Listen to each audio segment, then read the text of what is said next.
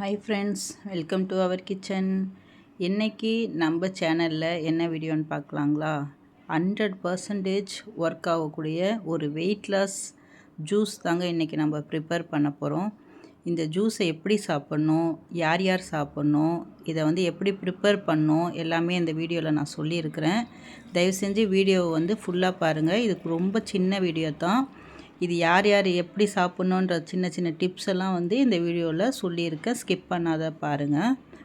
இந்த ஜூஸுக்கு நம்ம ஃபஸ்ட்டு என்ன தேவைன்னு பார்த்திங்கன்னா, இந்த கல்யாண பூசணிக்கான்னு சொல்லுவோம் பார்த்திங்களா, திருஷ்டி பூசணிக்காய், இதை சுற்றி உடைப்பாங்க இல்லையா, அந்த பூசணிக்காய் தாங்க நம்ம இன்றைக்கி எடுத்துக்க போகிறோம். இந்த பூசணிக்காயோட பலன் பார்த்திங்கன்னா, இதோட பயன் பார்த்திங்கன்னா என்னென்னா,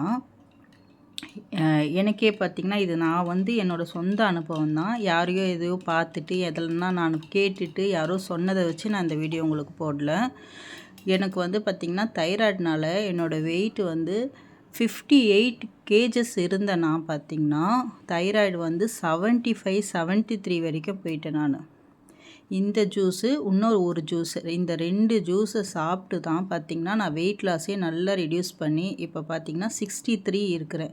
கிட்டத்தட்ட நான் ஒரு 12-13 கிலோ நான் குறைஞ்சிருக்கிறேன் இந்த வெயிட் லாஸ் ஜூஸ் சாப்பிட்டு தான். இதுக்கு இந்த பூசணிக்காய் இப்போ நீங்கள் பார்க்குறீங்க பார்த்திங்களா, இதுதான் அந்த பூசணிக்காய். இதை நல்லா தோல் சீவிட்டு எடுத்துக்கோங்க. எடுத்துகிட்டு ஒரு மிக்சர் ஜாரில் ஆஸ் யூஷுவல் எப்பவும் போல் போட்டு, சளி பிடிக்கணுன்றவங்க கொஞ்சோண்டு ஒரு சிட்டிகை மிளகு, கொஞ்சம் உப்பு, கொஞ்சம் சீரகம் சேர்த்துட்டு இதை வெறுமனே அப்படியே அரைச்சி ஒரு அரை டம்ளர் தண்ணி ஒன்று ஆட் பண்ணிக்கோங்க.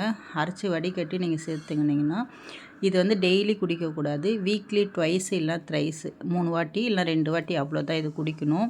இது எல்லா உடம்புக்கும் சேருமான்னு கேட்டால் அது சேராது. அதனால் எப்போ நீங்கள் உங்களுக்கு இல்லை சளி பிடிக்கும், வேறு ஏதாச்சும் ப்ராப்ளம் இருக்குன்னா கொஞ்சம் போல் இஞ்சி சேர்த்துக்கோங்க. எனக்கு அல்சர் ப்ராப்ளம் இருக்கிறதுனால நான் இஞ்சி சேர்க்கலை இதில்.